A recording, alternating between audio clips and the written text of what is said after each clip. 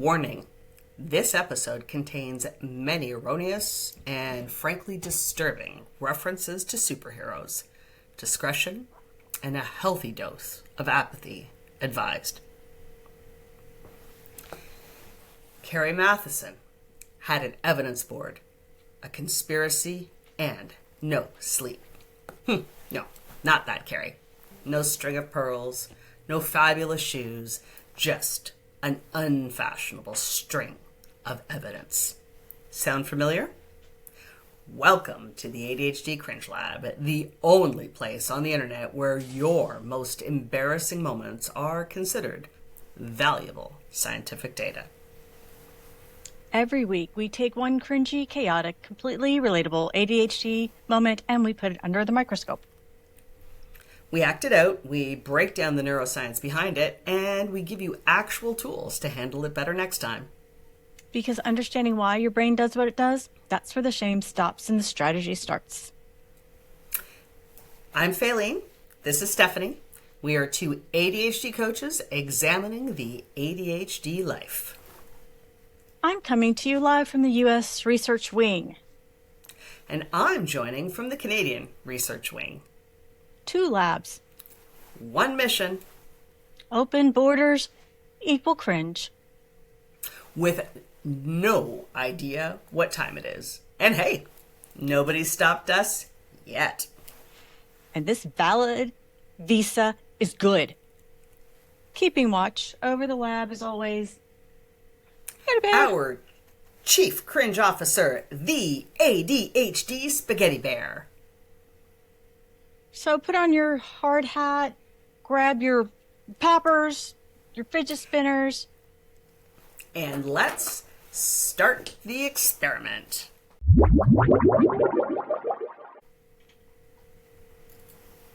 Today, we are putting a very popular idea on trial. A beloved idea, actually, one that gets a lot of airtime in the ADHD community. The idea that hyperfocus is your superpower. And we're not here to cancel it. We are here to cross-examine it because superpowers aren't without kryptonite. Kryptonite, also called a shadow side, is the corresponding weakness, limiting behavior, or unintended negative consequence that accompanies a great strength. It is the flip side of a superpower. And it's important to understand the cost before tying on the cape. Because, as Uncle Ben said to young Clark, with great power comes great responsibility. Okay, well, before we get to the lab, we like to take a reading of how ADHD life is treating us, or read a cringe confession. But today, let's take a cringe reading. Every episode, we take a quick reading of how ADHD life is treating us this week. Think of it as our pre-experiment data collection. So I'm just going to jump in. I have had a wild week. So many things going on and juggling so many balls. And I have got this amazing routine down to make sure that all my calendars talk to each other and they pre-populate on my to-do list that I carry on my phone, except for I missed one crucial step. And apparently this morning I was supposed to be in 4 different places. So didn't realize that until I was already late for one thing. Had to call and rebook with a client, cancel a doctor's appointment, and I had to reschedule my car's winter tires because, I'm coming to you from Canada. Had to reschedule my car's winter tires to be taken off as well, all from one missed step in my routine. And yeah, you need a better planner. So funny. Yeah, that was me. So why don't I actually rate that on the Spaghetti Bear cringe He's meter? ready. He's always ready. What do you think? What do you think, SB? All right, let me call up the cringe meter and let's see how we he said all those things fare. sound boring. Well, Boring. they were certainly stressful. They were certainly stressful. So let's see. Does it rate any cringe or just maybe a hug and a couple of pieces of chocolate? All right, let's measure the cringe, Spaghetti Bear. Oh, pretty cringy. Look at that. I can't watch. Sorry about that. Huh. That's awful. So, welcome to my life. How about you? What's your cringe? Let's see what Spaghetti Bear has to say. I don't have anything to contribute. I actually had a really good week. I mean, that's great to hear, but you don't have anything to add? Not even a rabbit hole or a forgotten meeting? Nope, I've just been really productive. I've gotten so much accomplished. So much accomplished? Yeah, like an inhuman amount of stuff done. Otherworldly. How much done? Oh, you'll see. I'm beginning to suspect that the research may become the evidence. Hey, Steph, do you want to hit pause on the recording for a sec? No, I am good. Well, okay, but I don't have the script for the skit yet, and it's not in the docs folder, and I can't find it in my email. Are you sure you don't want to just hit pause real quick, and we'll just get the script? No need, my friend. All is good. It's better than good. Okay, but what's with the sheet covering the whiteboard? Do you have the script written on that, maybe, hopefully? Are you ready? For the skit? Yeah. Oh, this is more than a skit. Here we go. Ready? I'm ready. That's wow. That Ta-da! looks like Carrie from Homeland went off her meds to solve a terrorist plot. That, my friend, looks like an evidence board. I know, right? Hey, can you see me? Can you see the whole board? I can see enough. Yeah, well, wow, okay. So tell me all about the purple strings connecting everything, like a spider web gone so horribly wrong. Okay, normally red string is used, but Spaghetti Bear demanded purple. And as you know, I was tasked with gathering the data for our skit on hyperfocus and ADHD. And as I recall, the skit was tentatively titled Hyperfocus, Beware of Her Siren Song? What? No. Anyway, okay, so what you see here... An FBI crime lab? What? No. Here are the musings of not one, but three. Thank you very much. Completely written episodes. I am definitely not seeing that. The purple line, connects the cat? Little kitten there? Rickety Stevens. Rickety Stevens. Okay. The line that connects Rickety Stevens to is that the National Mahjong League rules book? What does that mean? Yes, that is accurate. Okay.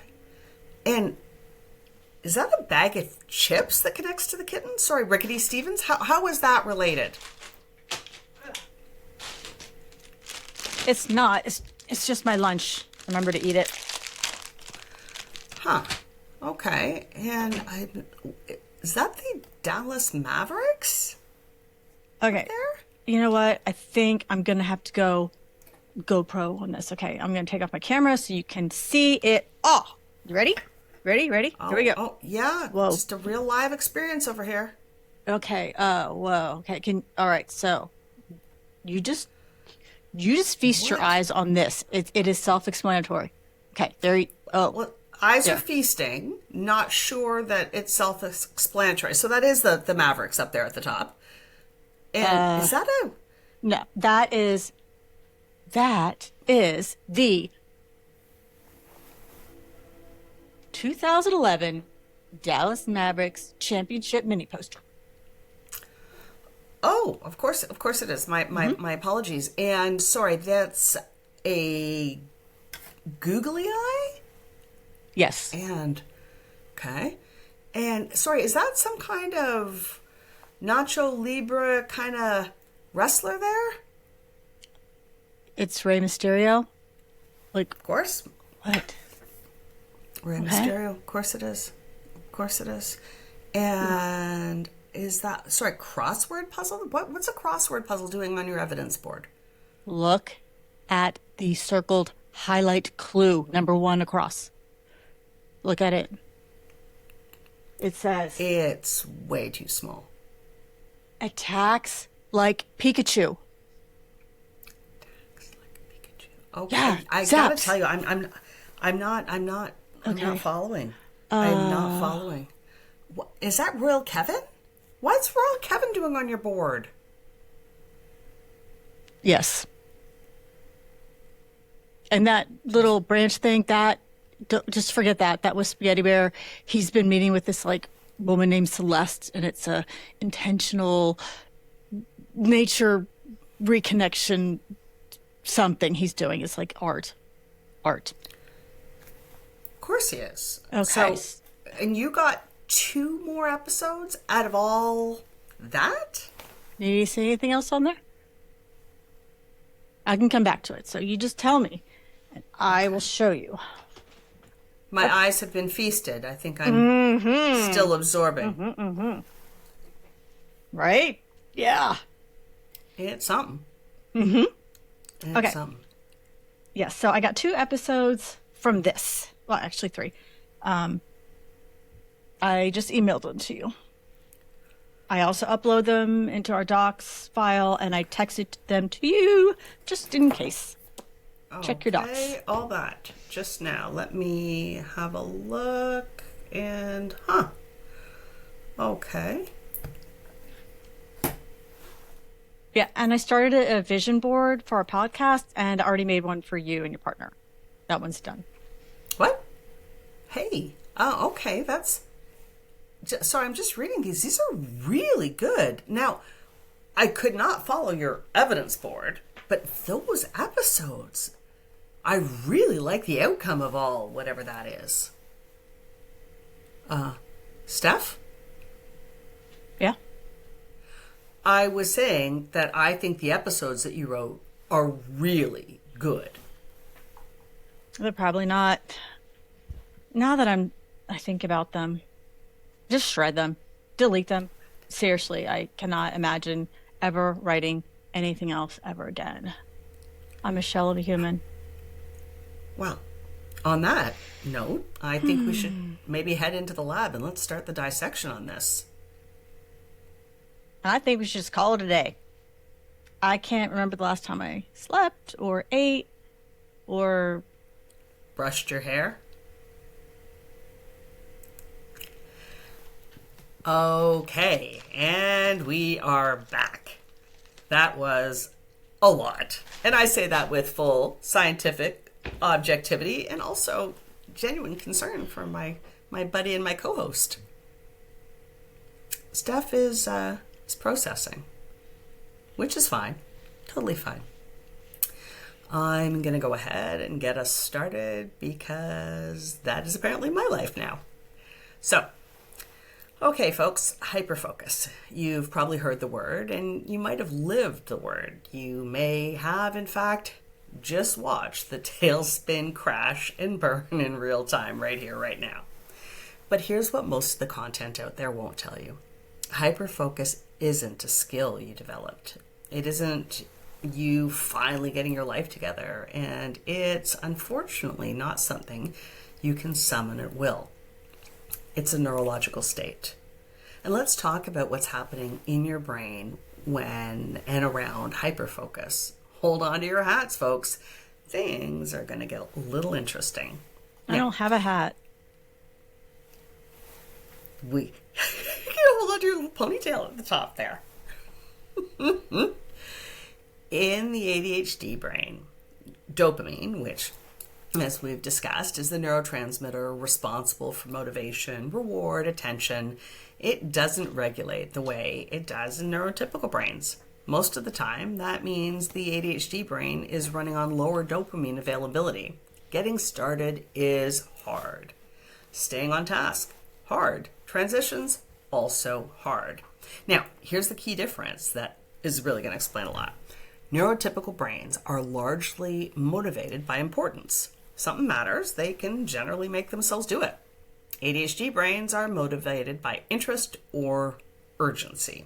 If it's not interesting, novel, or due in 20 minutes, the ADHD brain just struggles to engage. And that is not because the person doesn't care, but because the neurological ignition system works differently. But occasionally, and here it is, ready for the plot twist, the brain stumbles onto something that triggers a dopamine surge. Something like super interesting, urgent, new, shiny, or emotionally charged. Now, when that happens, the prefrontal cortex, that's your brain CEO, that's the part responsible for, time management, decision making, knowing when to stop, essentially gets overridden. Brain locks in hard and does not want to let go. Now, from the outside, this can look like the Incredibles, like Arthur Park's laser focus, Superman productivity, Batman's tool belt, getting 3 podcast episodes written in what felt like an Iceman's afternoon. Now, from the inside, it feels like being on a spring break runaway party train to Mazatlan. Mazatlan. Yep. Fun, fast, and reckless, baby. Mm-hmm. Until it suddenly stops. And this is the part that nobody talks about. The party train, hyperfocus, hangover. Because here's what's actually happening during a hyperfocus episode. Your brain is burning through dopamine at an accelerated, speeding party train rate. It's not stopping to refuel. It is blowing through reserves it doesn't have. Think of it like overcharging your credit card. The transaction went through, you bought the thing, but now there are fees. Fees on top of the initial cost of the thing. Your balance due is more than the original cost. And the crash that follows hyperfocus isn't being lazy or irresponsible. Your brain has sent its bill collector with a payment due now notice. Now, the payment due can look like the inability to start anything the next day, decision paralysis, emotional fragility, irritability, self-doubt, the need to lie on the couch, stare at the ceiling, or to do something so low stakes but genuinely rewarding that your nervous system can just rest and recharge. Something like, hey, Steph? Steph? Mm-hmm. Am I hearing Pokemon Go? No. What? No. What? Yes. Hyperfocus recovery. You got it. She's in recovery, everyone. My brain is in recovery.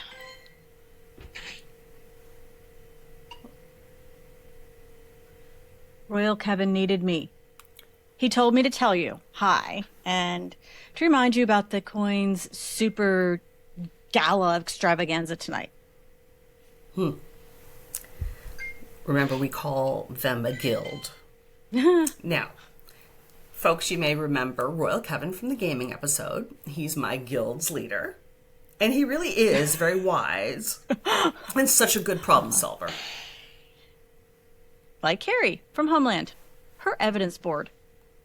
She solved some serious world security issues. With a hyperfocus so profound that it deserves its own scientific term here at the ADHD Cringe Lab. We're going to call it the full carry phenom. That's better, the full carry phenom. Isn't Phenom a superhero? That would be Photon, who is the cousin of Hyperion.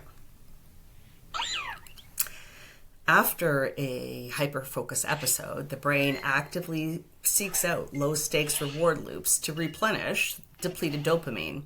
So activities with frequent small wins, clear feedback, low executive function demand, and 0 real-world consequences if you fail. And the cringe that follows the crash? The cringe is the hard time we give ourselves for supplying our brains what they need. It's not wasted time, it's neuro-recovery time. And that is a trademark. And she's back. And she's gone again. The cringe is the shame. We'll be at the validation station in just a moment.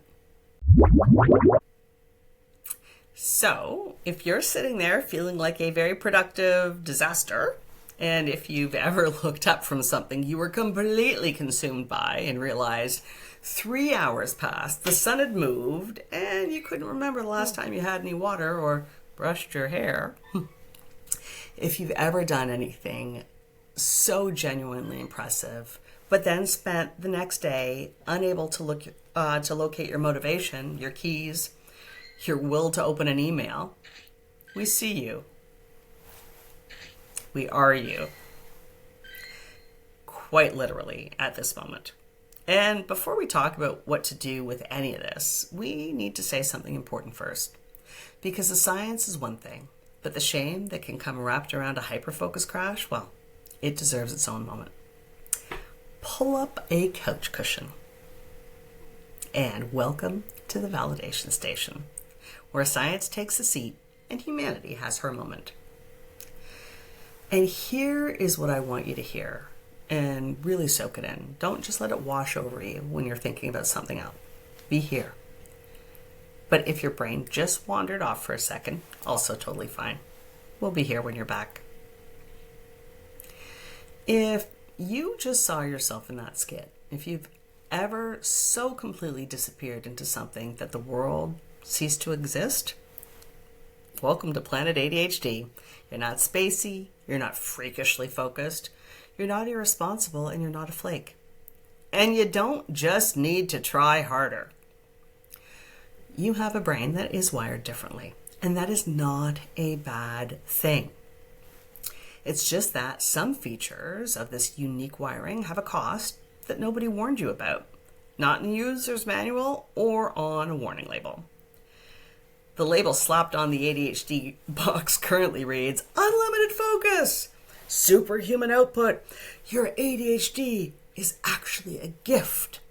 And what it should also say in the fine print is, hyperfocus side effects may include losing an entire day, forgetting to eat, doing way more work than you need to do, ignoring family and friends, and the inability to get off the couch for 48 hours after.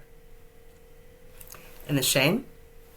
That is the crash's sidekick. The earther to the ADHD crash's tick. The shame is arguably harder than the crash itself because it lasts longer than the recovery. So when your inner critic comes waltzing over, clipboard in hand, ready to shame you, remind yourself that you just did something. You did something real, something that may have zapped your energy and burned through your reserves, but you did something. Celebrate that. Take a rest. Send your inner critic on a fast spring break party train on a one-way trip to Exile Island. Hyperfocus is short-lived and unpredictable. It makes you super productive for a day and then leaves you in the recovery pit the next. Do not compare yourself to people who don't operate in the hyperfocus realm. What happened is your brain wrote 3 podcast episodes, built a vision board, connected 17 unrelated concepts with purple string, somehow involved a cat named Rickety Stevens. That is what happened. Rickety Stevens? Who is that? Someone from your guild? And the recovery isn't failure. The recovery is the other side of the coin. Can't have one without the other. And the sooner we stop treating the crash like a character flaw and start treating it like the biological reality it actually is, well, then the sooner we can actually plan for it instead of being blindsided by it every single time. You're not lazy. You're not inconsistent. And you're not a person who had one good day and then gave up. You are a person whose brain runs like a high-speed bullet train, crashes hard, and then needs specific conditions to recover. That, my friend, is not a moral failing. It is neuroscience. You know what? And you deserve to know that a long time ago. That's the validation station. That's the cringe we're here for. We're here for. All right, lab coats back on. We've witnessed the cringe. We've explained the science. We've validated the crash. Now let's talk about what to actually do with all of this. Because we are not here to tell you to stop hyperfocusing. That would be like telling a golden retriever to stop being enthusiastic. Structurally unsound advice. And honestly, it's really hard to turn off, and we all kind of love it. Hyperfocus can be genuinely valuable, world-changing even. Carrie solved a terrorist plot. I wrote 3 podcasts. Newton allegedly figured out gravity. Allegedly. Well, at least for certain in Canada. The goal isn't to avoid going full carry. The goal is to go full carry on purpose. Intentionally, strategically, on the rails, with guardrails, with your eyes open to the cost. Or protocols tested in the field. Mostly on ourselves. Protocol 1, know your ignition triggers. Start paying attention to what sends your brain into hyperfocus. Is it novelty, urgency, creative problems, competition, emotional stakes? Everyone's ignition system is slightly different. When you know what starts it, you can begin to anticipate it when a super hyperfocus event, HFE. Is Spaghetti Bird trademarking that? Absolutely. Yeah, it's likely. You can prepare accordingly instead of waking up with a Justice League level whiteboard and no memory of Brinkety Stevens. And protocol 2, clear the room before you light the fuse. Now, if you know a hyperfocus episode is coming, do a quick triage survey first. So anything that absolutely cannot be missed today, set an alarm for it. Tell your people, the folks in your life. Check your calendar. Make sure there's not a dinner party tonight that requires a pot roast that is currently still frozen. Resentment pot roast. We've been there. Protocol 3, build the recovery in before you start. This is the one thing that most people don't do, but we all need. So before you go full carry, schedule the couch day. Like literally block it. Tell yourself and anyone who needs to know that tomorrow is a recovery day. Low stakes, low demand. Royal Kevin level activity only.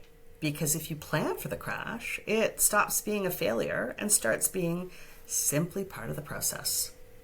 You know, you work Royal Kevin in anytime you can. I'm just saying. Yeah, okay. I do. You do. All right, so this is a difference between hyperfocus happening to you and hyperfocus working for you. Carrie knew the cost. She chose it anyway. That's not reckless. That is strategic. It is. And so let's talk about protocol 4.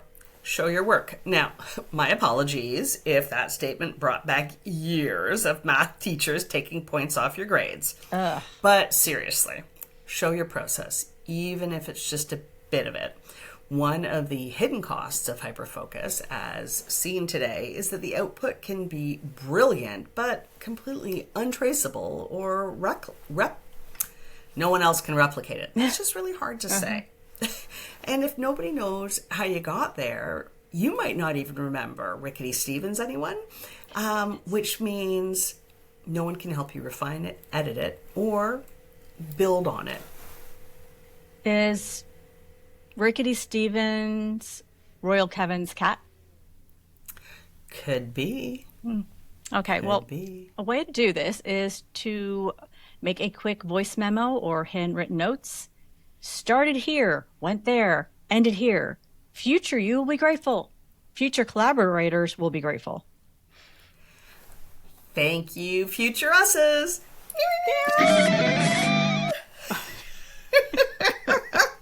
Future co-hosts who are handed 3 fully written episodes with no documentation will be especially grateful.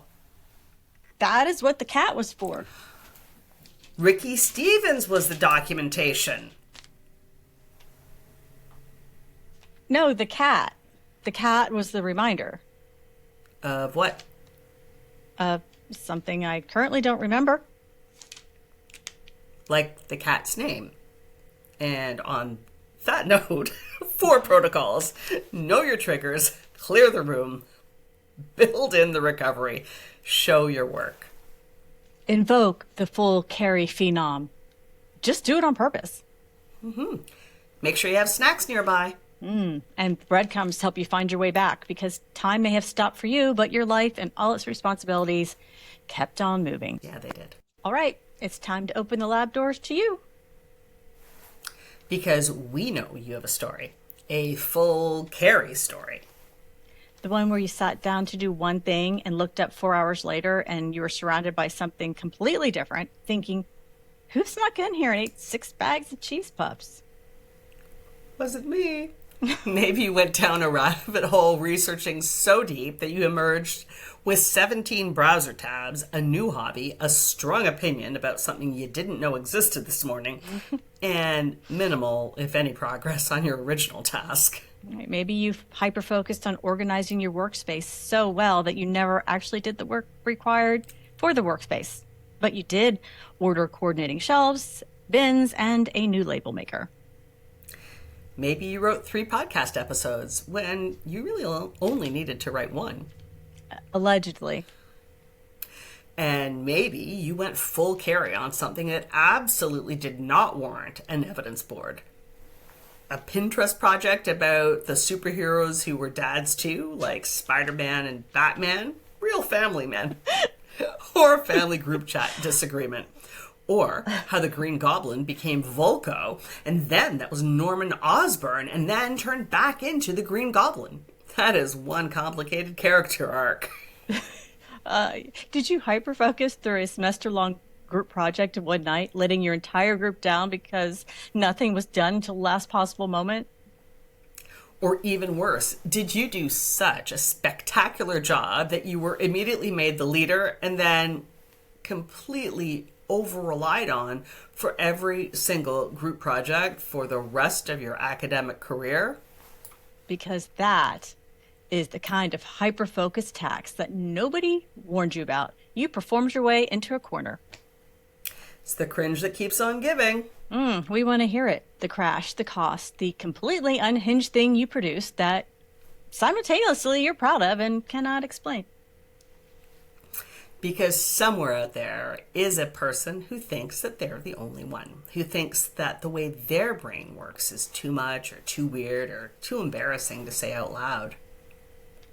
And your story is a thing that tells them they're not. Send us your full carry moments, your hyperfocus evidence boards, your recovery couch days, your resentment pot roasts. You can email us at the ADHDspaghettibear@gmail.com or click the link in the description to fill out our cringe confession form. Anonymous is always an option. Cringe shared by another loses its cringe sting. That is scientific and somewhat biblical. Indeed it is. Your disaster could be our next lab experiment. Help us. Help us all feel a little more normal, like Team Jedi on the Death Star, strength in numbers. No judgment. Only science and Cringy superhero references. absolutely. Experiment concluded. Hyperfocus, it's real, it's neurological, and a misunderstood experience in the ADHD multiverse. It is not a superpower. It's not a character flaw. It is a neurological state with a very real cost that you deserve to understand. The crash is not laziness, couch day, not a failure, and the recovery is not wasted time. It's Neuro-Recovery. Trademark. And going full carry? Not inherently a problem. As long as you choose it, plan for it, thaw something for dinner beforehand. Yeah, but don't choose resentment pot roast. Oh, it's my favorite. Okay, you got 4 protocols now in your lab pocket. 1, know thy triggers. 2, cleareth the roometh. 3, buildeth in the recovery. And 4, for the love of all things scientific, show your lab work. Even if it includes a cat. Especially if your work includes a cat. Hey, there is one more touchy-feely protocol. Thank your people for supporting you, so thank you. You are welcome. And I honestly appreciate that I'm off the hook for the next couple of episodes. I totally dug that hyper-focus hole myself. Hey, are you excited about your dinner party this weekend? I did remember that. I wrote it in my planner, which is somewhere. Wait, sorry. Are you having a dinner party tonight? I'll have to go. Steph? The roast isn't going to resent itself. Well, until next time, keep experimenting and try not to Die of embarrassment. embarrassment. We are so getting good at that. Why do you keep saying that? Because I think we are. Are you manifesting that with your superpower brain? Yes, I am manifesting Okay. us being able to land on the same word at the same time. Oh, look. I need to put this in show notes. It's a meme. Do you see it? Oh, yes, I do. Yeah. Very nice. Okay. Yeah, you do. That's a teaser. That's People my will be like, I office. want to go to YouTube to see this amazing meme from meme therapy. Meme therapy. All right. I got to go to bed and resent a roast. Because that roast not going to resent itself. That is always good.